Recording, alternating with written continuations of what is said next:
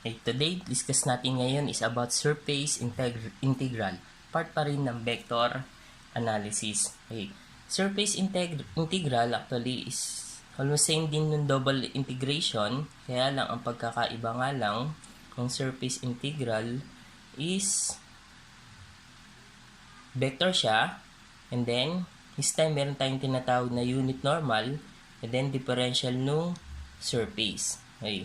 Compared din sa diniscuss natin na isang video natin ng discussion natin about double integral. Okay. Yon, may equation and then given yung unit para doon sa dalawang variable o dalawang variables na i-differentiate natin. Ano ba? In terms of x and then y. Parehas na merong unit. Alam, in this case, sa surface integral, okay, ang pagkakaiba niya is ang given lang ay equation. Okay, given yung equation. Then, from that equation, nangyari ngayon is isosolve natin para makuha natin yung limit. Okay. Another, yung surface integral, since nga nang tulad sa line integral, kung nabawang itong boundary lang na to, ito lang yung sinosolve natin sa line integral. Sa surface integral, yung buong surface na yun o yung part na kung saan didictate kung ano yung pinapasolve na area. And one thing actually, sa vector analysis, tulad na, ang vector analysis, ang concern natin dyan is region or space. Therefore, yung surface na to ay hindi basta-basta area lang na 2-dimensional. Actually, ang involved sa surface integral ay 3-dimensional. Meaning, involved yung x, y, and z. Unlike sa normal area, okay, sa pagsasolve ng normal area, okay, ang involved lang ay either na xy plane, xz plane, or yz plane. Pero dito, sa surface integral, 3 dimension yung involved natin, ay region siya. Kaya, ang pagsasolve natin ng surface integral, again, is surface, para makuha integral natin, double integral, and then, yung vector, actually ito, vector siya, o minsan, scalar, then unit normal, okay, take note na ito ay unit normal, parang unit vector, okay, naka-perpendicular siya doon sa surface. Then, surface differential, wherein yung surface differential na to, kukuha lang tayo ng part, okay, dito sa kabuuan ng target surface na isosolve natin, okay. Then, itong ds, okay, since na dalawa ito, double integration ito isa lang, ko-convert ngayon natin ito, either na yung xy plane, xz plane, or yz plane. Okay, from double integral of a dot n, unit normal, then ds. Ito yung para makuha natin yung surface integral. Ngayon, paano natin ito i-convert? Sa part na to, x, y, and z, okay, axis. Then, example, ito yung surface. Susolve natin, kukunin natin yung surface area, surface nito, yung kabuuang surface. Kukuha tayo ng part dito. Ito yung surface differential. Since na ito, yung surface na yun ay involved sa 3-dimensional x, y, z, gagawin natin para ma-convert dito o sa ds is ipo-project natin yan kung saang plane natin gustong i-project. Okay. Example, project natin itong differential surface na to sa xy plane. Project natin yan. Okay. Project natin yan. Kaano magiging differential ng y and then differential ng x. Dito kasi, differential yan ng x, merong x, involved siya ng x, y, and z. Pero pag project natin sa xy plane, x and y na lang yung involved. Same din naman dito. Pag project natin yung differential surface dito sa yz plane, ang involved na lang ay yung y and then yung z. Di-disregard na natin dito yung z, i-disregard natin dito yung x. Pag project naman natin ito dito sa XZ plane, ang involved na lang ay ang X and then yung Z. Wala na yung Y. Okay? Kaya, from the surface, ipoproject natin yan kung saang plane nyo mas preferred, and then, masosolve na natin yung surface integral. Okay? From general equation na to, okay, magiging ganito na siya. Ito na yung gagamitin natin niya para masolve. Actually, compared sa tatlong integral, okay, integration, yung line integration, ito yung sa isang video natin. Then, surface integral, okay, where yung line integral is isang integration lang. So, surface integral ay double integration tayo. Yung isa naman ay yung volume integral. Meaning, volume naman yung sinusolve natin. At sa tatlo na yon, medyo ito yung komplikado o merong consideration. Kasi nga, ang involved dito actually ay tatlo, pero ipoproject lang natin para maging dalawa dahil double integration lang tayo dito. Okay? Same pa rin, vector times unit normal, ay unit normal, and then instead na ds, say yung s, ay magiging xy o kaya xz o yz, depende kung saan mo ipoproject. Example dito, project natin siya sa xy plane, kaya xy plane. Ito yon. Then, absolute value, okay, actually, ito ay para maano lang natin na positive lagi yung sagot. Okay? And that K. And unit normal. And then yung K, kung saan yung ang part na to, ito yung direction na hindi involved. Okay? Diba ito X. And then Y. Okay? Sa discussion natin nun, I is for X, J is for Y, K is for Z. Wherein dito, yung Z ay hindi involved, kaya ito yung ilalagay natin. Okay? Then, ito naman, sa second na to, A dot N, dx, dz. xz, meaning xz plane. xz plane, nakaproject siya sa xz plane. Ganun din. And dot j. J naman yung hindi involved kasi hindi involved dito yung y. Okay? Naman, pangatlo, yz, differential ng y saka z, ito yun. Project natin yung surface differential sa YZ plane. At ang hindi involved ay X, kaya I. Okay. Tatlo yan na possible na pwede mong gamitin. Pwede ko sa mo iproproject. Pero yung sagot niyan ay iisa lang. Okay. Pwede magkaroon ng negative na sagot, pero dahil area ito, okay, since natin surface area, i-disregard lang natin yung negative sign. Okay. Again, ito ay para sa XY plane, XZ plane, and then YZ plane. Okay? Sample problem tayo.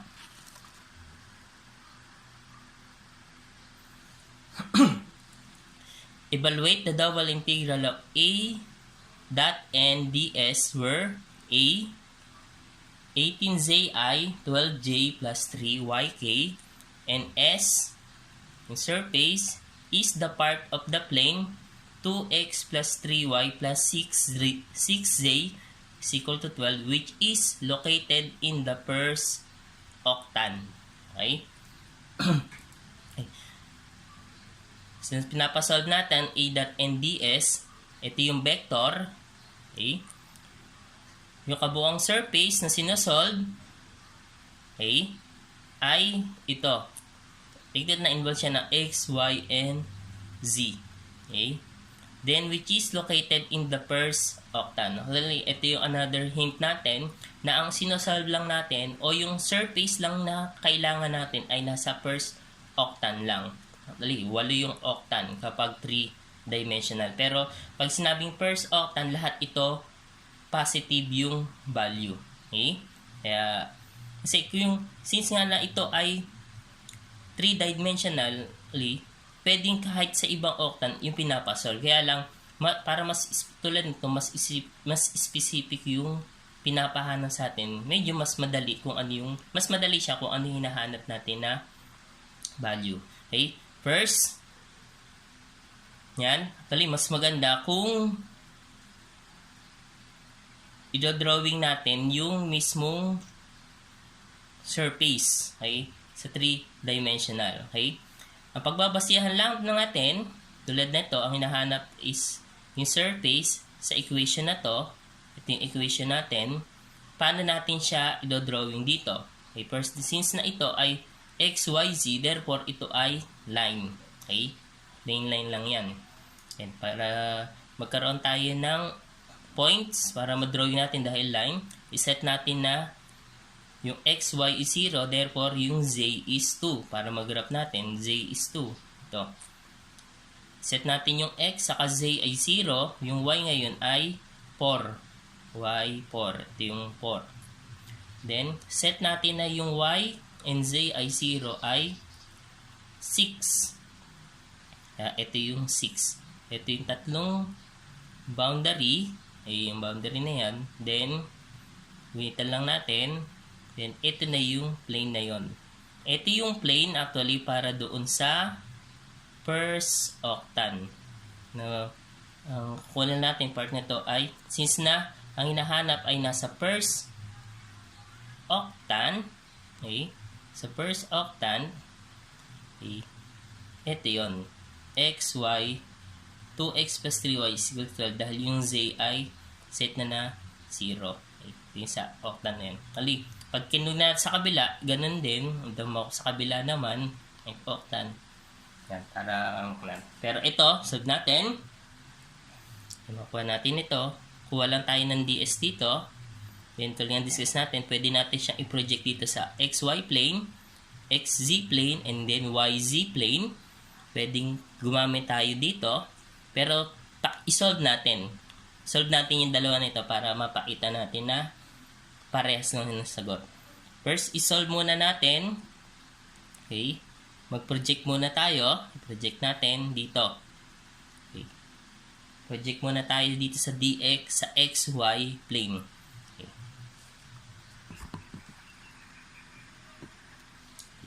Natin, vector natin 18ci minus 12j plus 3yk. Then, next is solve natin yung vector perpendicular. Para saan tong vector perpendicular na to? Para makuha natin yung unit normal. Okay? Yung vector perpendicular na to, ito yung naka-perpendicular dito sa surface. Okay. Ito yun. Ito yung vector. Parehas yan na perpendicular sa isa't isa. Then, vector perpendicular, para ma-solve natin, nabla times dot nabla dot plane equation. Ay, para nandun sa differential. Wherein nabla is partial derivative in terms of x, y, z para sa i, sa j, and then sa k, dot 2x plus 3y plus 6z. So, nanggaling ito sa plane. Disregard na natin yung constant dito. And, partial derivative para dito, partial derivative para sa j, sa y, and then partial derivative para kay z. Then, pag kinuha natin derivative, natin ay 2i plus 3j plus 6k. Then, ito na yung normal. Solve natin yung normal. Ay, actually, yung vector perpendicular na yung normal. Then, solve natin yung unit normal. Unit normal, ay, actually, parang ganyan yan eh. Kung ilalagay natin yung sa differentiation, sa discussion natin about vector. Kaya, kunin natin 2i plus 3j plus 6k over square root of 3. Therefore, yung unit normal natin o yung n ay 27i plus 3 over 7j plus 7k. Okay? Then, magagamit natin yan.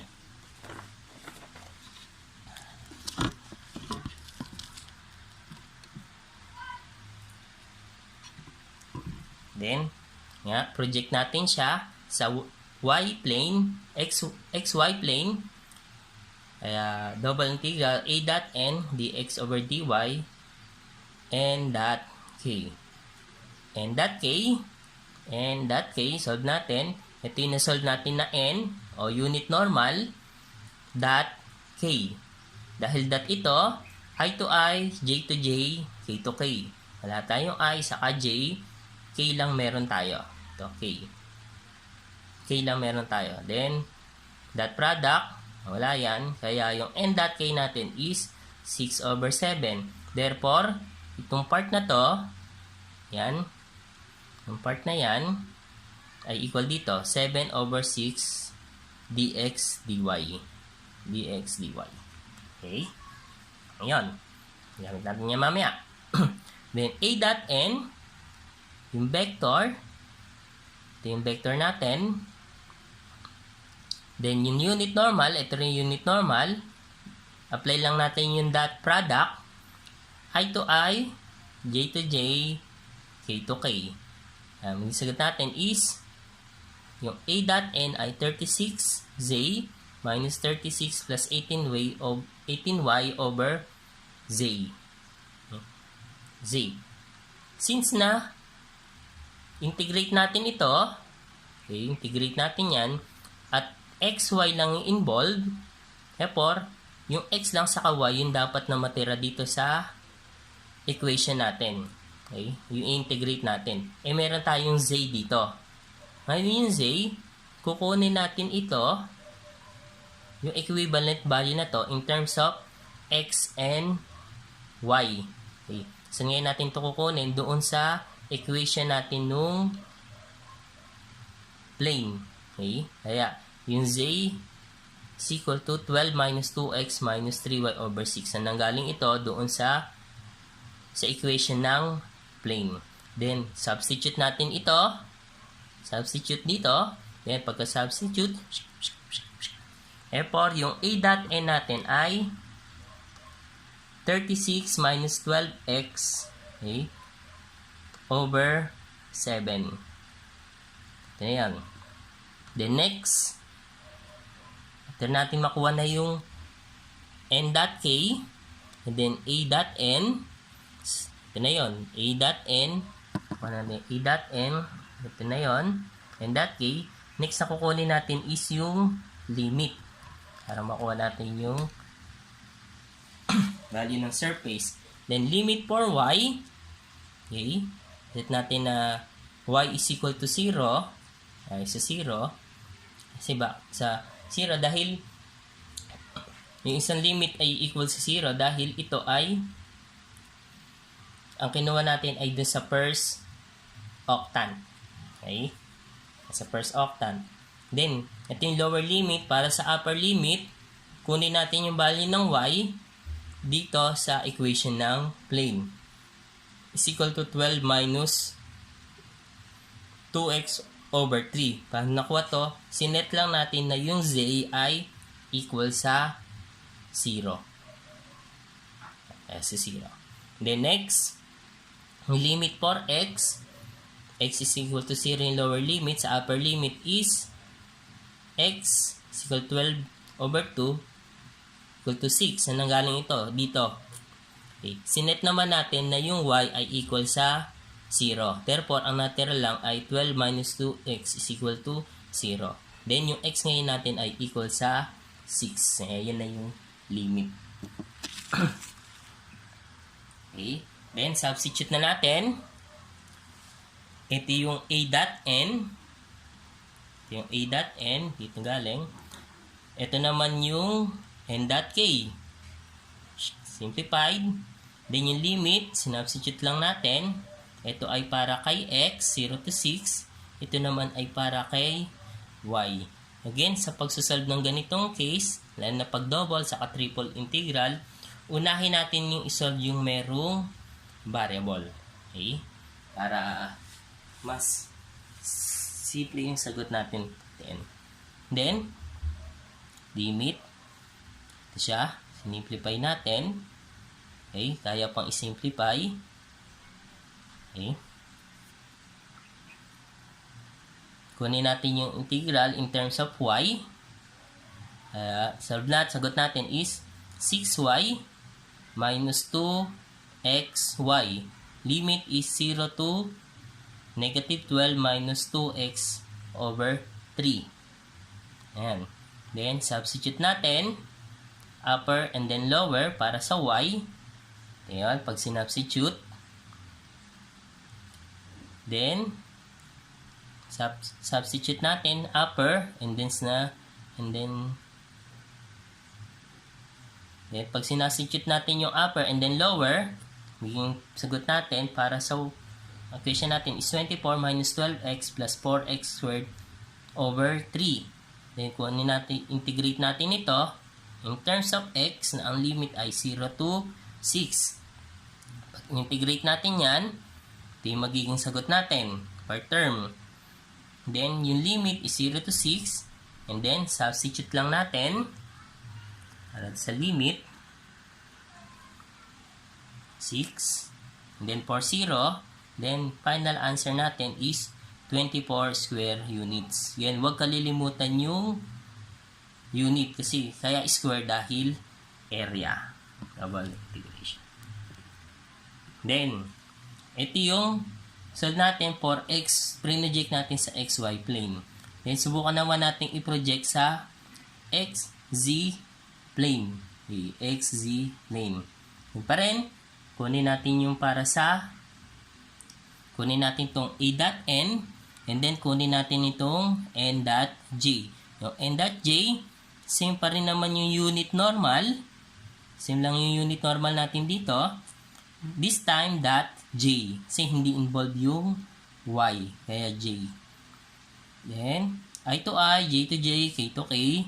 Kaya, n.j natin is 3 over 7. Therefore, yung dx dz over n.j is equal to 7 over 3 dx dz. Okay, yun yung pasa. Kunin natin yan. Then, next, kunin natin yung a dot normal. Okay. Yung a dot normal natin, okay, yung a dot normal is kaparehas lang ng a dot normal dun sa isa. Okay, dun sa xy plane na sinunod natin. Kaya lang, this time, dahil ang involved lang ay x and z, hindi involved yung y, therefore, kunin natin yung value ng y in terms of x and z. Kaya, y is equal to 12 minus 2x minus 60 over 3. Saan nakuha to? Sa equation natin ng plane. Kaya, pag sinubstitute natin dito, yung a dot n natin ay 36 minus 12x over 7. Mag-iiba na siya. Okay. Ito, same lang din sa original natin. Pero, pag sinolve na natin siya, sinubstitute natin, iba na yung a dot n natin dito. Next is kukunin natin yung limit for x. Okay. X o z. Actually, kahit ano, pwede mong kunin dyan. Pwedeng sa z o kaya sa x. Kung ano yung kunin mo na medyo equation. Basta, kukunin mo yung limit, ang giging limit ng isa, for sure, ay equation. Ang pagbabasihan lang natin dito ay yung equation ng plane. Okay? And then, maiiba yung limit natin dito compared dun sa nauna natin na limit dahil project na natin siya sa ibang plane. Limit for x is equal to 0. And then, ito yung lower. Then, for upper is 12 minus 6x over 2 or 6 minus 3. Saan nanggaling ito? Dito. Okay? Sinet lang natin na yung y ay 0. Then, z0, z is equal to 2. Saan nanggaling itong 2? Dito naman. Okay? Dito yan. Yan natin kinuha. Sinet natin na yung x ay 0. The next is, substitute na natin yung mga nakuha natin. Ito yung a dot n. Ito naman yung n dot j. Then, limit for x, limit for z, limit for x. Then, solve natin. Yan. Substitute lang. Then integrate natin yung x. Therefore, 12x minus 4x squared over 2. Then limit 0, upper limit 6 minus 3z. Then substitute natin. Then pag sinubstitute na natin sa x, equation na 144 minus 72z plus 18z squared. Then integrate natin in terms of z. The integration 144z minus 72z squared plus 18z cubed over 3. Then limit is 0 to 2. Substitute natin yung limit, upper minus lower, therefore ang sagot natin is 24 square units. Kaya pares lang. So nyo, pwede din nyo i-solve din yung YZ plane. Project naman sa YZ plane. Then sagot pa rin natin, final answer pa rin natin para sa area ay 24 square units. Okay? Yun sa surface integral. Medyo mahaba siya, kaya kailangan maging maingat sa pag-solve. Sa pag-project, and then sa pagkuha ng limit. Then, another problem about surface integral.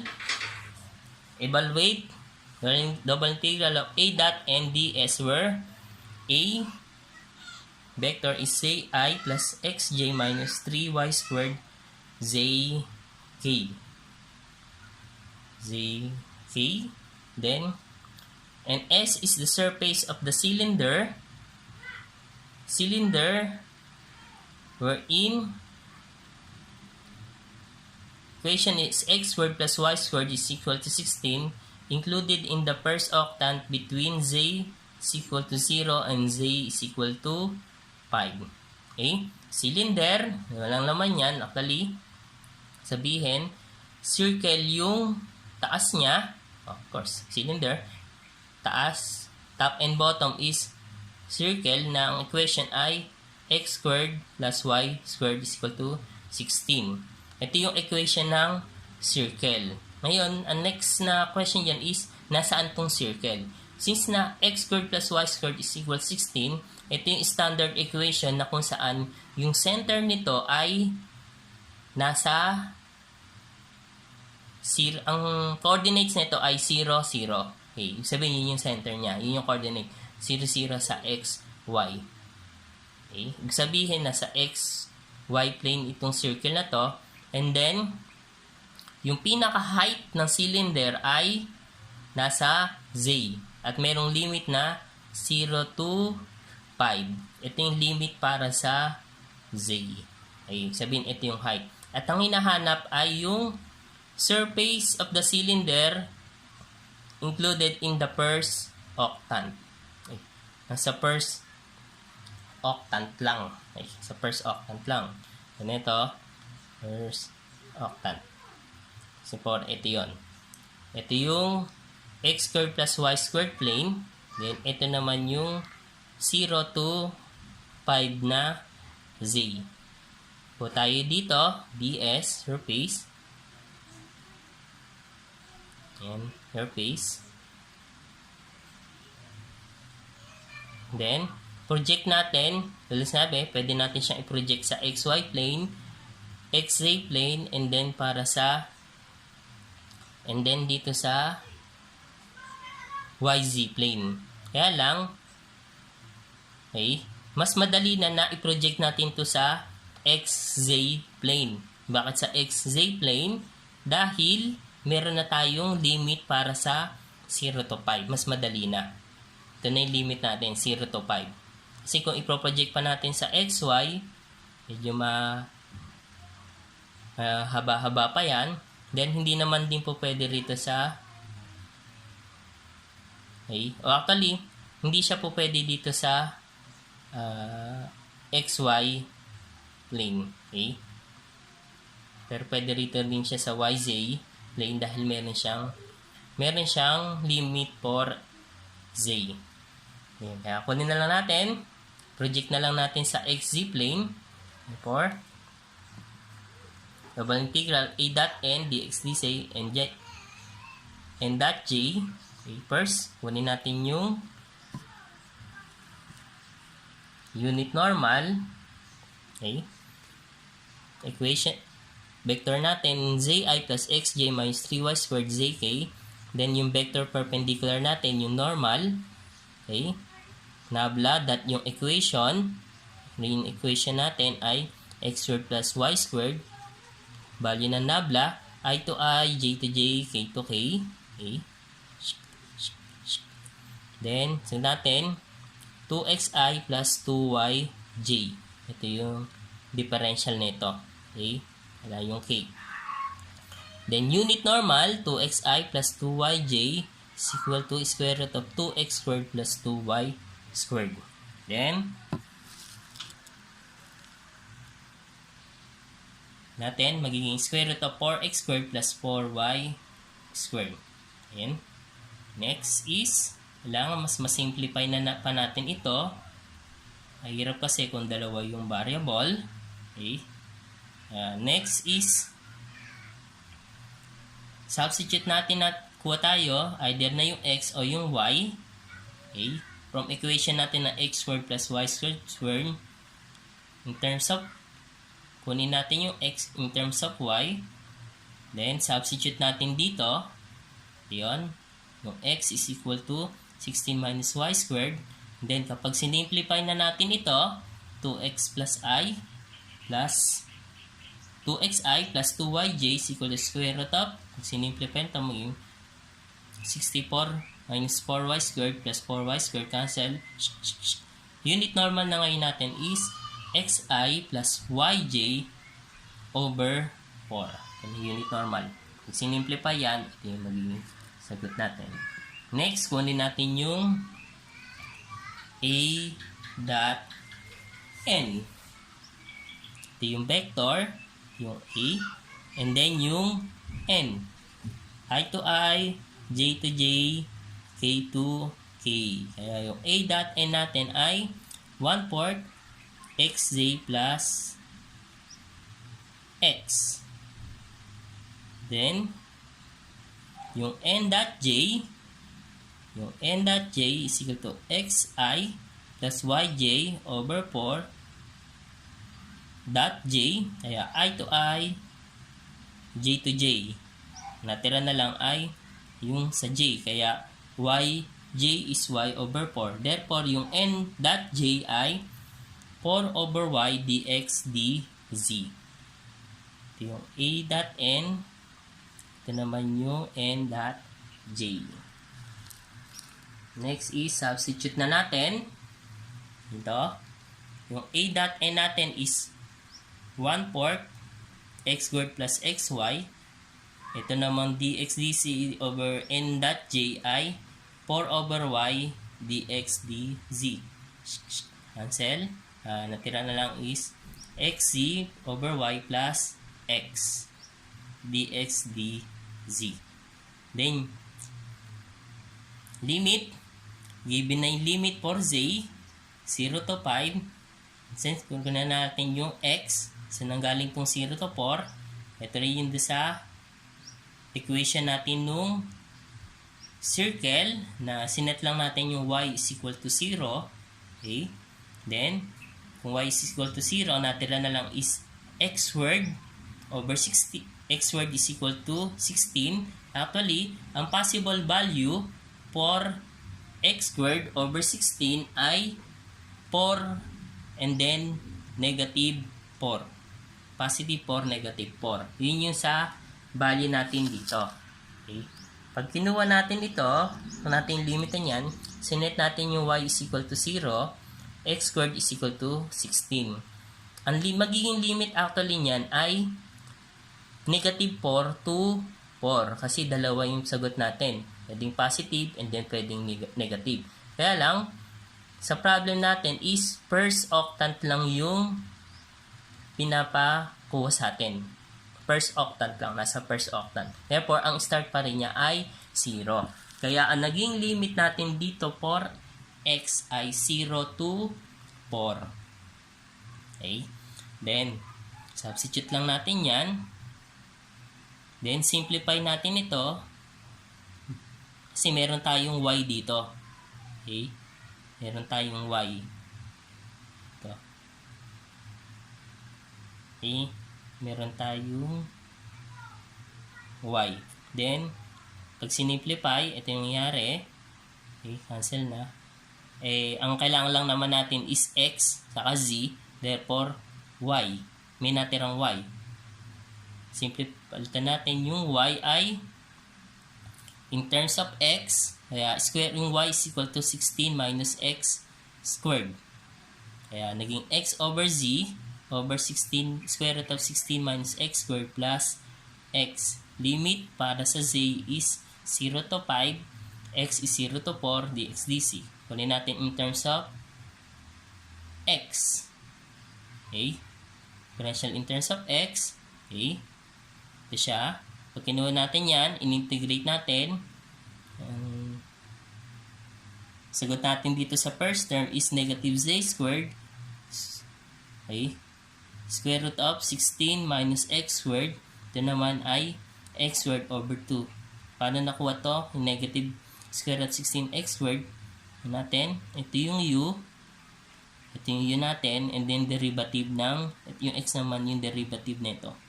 Nagkaroon lang na negative. Okay? Limit is 0 to 4. Pag sinubstitute yan, ang matitira na lang ay 4z plus 8. Then, integrate natin in terms of z. 4z squared over 2 plus 8z. Okay, limit 0 to 4. Pag sinubstitute natin yung limit natin is 90 square units. Kaya, yun yung surface integral natin.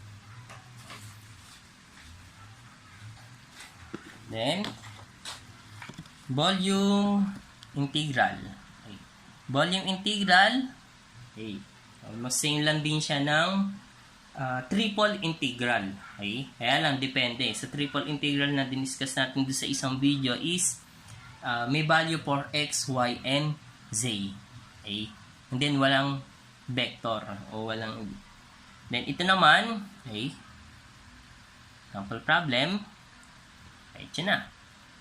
Nung let p is equal to 45x squared y and let B denote the closed region bounded by the planes 4x squared plus 2y plus z is equal to 8. Then x is equal to 0, y 0, and then z 0. Okay. Yan. Pinamadali again kung i-drawing mo yan. Pero meron na tayong limit na isa. 0, y, n. Sa x, y, and z, 0. Ito na yung lower limit natin. Ang kailangan na lang natin susunod ay upper limit. Titingnan natin ito, hindi siya vector. Kaya almost pares ng ito ng triple integration. Ang pagkakaiba lang ay kukuhanin natin yung isa pang limit sa equation. Okay? Hindi siya direct na meron ng lower and then upper limit. Then, formula natin for volume integral, okay? Volume is equal to triple integral P. Actually, ito pwedeng scalar or vector. Sa case na to, scalar. Okay? Then, differential of volume, wherein differential of volume ay kukunin natin in terms of x, y, and z. Simple lang ito, ganun lang. dx, dy, z. Compared sa surface integral. Okay? Mas simple ito kumpara sa surface integral. Then, substitute lang natin ito. Limit natin ito, 45x squared y. Then, rearrange na yan kung ano yung gusto nyong arrangement. Okay? Ito, ang arrange is dz, dy, dx. Actually, depende yan kung ano yung una mong kukunin. Okay? Kasi, again, sabi nga, yung lower limit natin, may lower limit na tayo dito, 0, 0. Then, upper limit na lang yung kukunin natin. Okay. Ang ginawa ko lang, pwede namang ibahin nyo. Ang una kong kinuha is yung z. Okay. Z is equal to yan. Is equal to 8x at 8x minus 4x minus 2y. Yun nga yung limit for, upper limit for z. Kaya nauna lang dito yung z. And then for upper limit for y, mula sa equation na to, okay, y, magiging 2y is equal to 8 minus 4x. Kaya yung y ngayon, pag sinimplify ay 4 minus 2x. Kaya ito yung limit for y, 0 to 4 minus 2x. Then yung limit for x, equate ko lang dito, okay, kaya 2x is equal to 4, therefore yung x ay 2. Yun yung ginawa para masolve na, makuha natin yung upper limit. Pwede rin yun na maibahin. Pwede kung gusto nyo, unahin nyo yung x, unahin yung y, o unahin nyo yung z. May iba nga lang yung limit dito, pero for sure yung sagot ay same lang din. Okay? Then next, integrate natin in terms of z. Ito yung integration niya. Okay? Z. Then limit is lower limit, upper limit, substitute. Pag sinubstitute na natin, okay, ito na yung magiging sagot. Then, integrate natin in terms of y. Okay. Integrate. Okay. Ito pala, dinistribute muna. Then, integrate. Pag in-integrate natin in terms of y, ito yung magiging sagot. 8x squared, y squared over 2 minus 4x cubed, y squared over 2 minus 2x squared, y cubed over 3. Yan. Pag in-integrate yung y, limit is 0 to 4 minus 2x. Substitute natin. Substitute, then substitute, upper minus lower.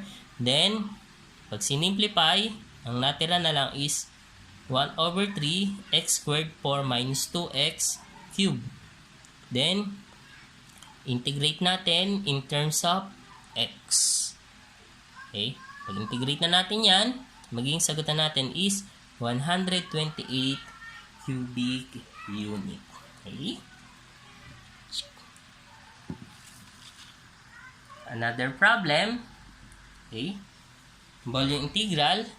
This time, okay, yung f natin ay vector 2xzi minus xj plus y squared k. Evaluate triple integral ng f db, where b is the region bounded by the surface x is equal to 0, y is equal to 0, y is equal to 6, z is equal to z, x squared, z is equal to 4. Meron tayong limit for y, 0 to 6. Yung z natin, 4 to x squared o x squared to 4. Actually, kahit alin dyan, okay lang magkabaliktad dyan. Magiging negative lang naman siya. Pero still, yung pa rin yung positive pa naman yung sagot yan. Then next, sa x is 0. Wala tayong upper limit, kaya kunin natin dito. Para makuha yung isang limit for x, z is equal to 4, substitute natin dito, wherein 4. Then, x squared is equal to 4, therefore x is equal to 2. Kaya ito na yung limit na yan. Ito na yung limit natin ngayon. Pinapasolve ito in terms of x, y, and z. Then, substitute lang natin. Okay. Again, ang arrangement natin, unahin natin integrate yung variable, yung limit. Pwede magkabaliktad to. Okay. Integral dx dy dz dy dx. Vector natin is 2xzi minus xj plus y squared k. Then, since na tatlong term ito, okay, tatlong term, compare kasi dito sa ito, isang term lang eh. Isang term lang yung pinapasolve. Kaya, dire-diretso. Ito ay tatlong term, and then another is in terms of merong sa I, sa J, and then sa K. Kaya, distribute natin yan. Distribute para sa I. Ito yung para sa I. Ito yung para sa J. And then, ito yung para sa k. Okay? Ito yung pagkakaiba. Then, integrate na natin isa-isa. O una-una. In terms of I, okay, in terms of X, and then Y, and then Z. Okay? Naunahin na natin yan. Okay? Simplify natin yan. Integrate muna natin in terms of X, in terms of Y, Z, Y, in terms of X. Then, final answer natin is 128 minus 24J plus 384 K cubic unit. Okay? Ganun lang din naman to para yung sa mga ibang dinadiscuss natin na. Alang, dahil vector, iba para kay I, iba para kay J, iba para kay K. Okay? Okay?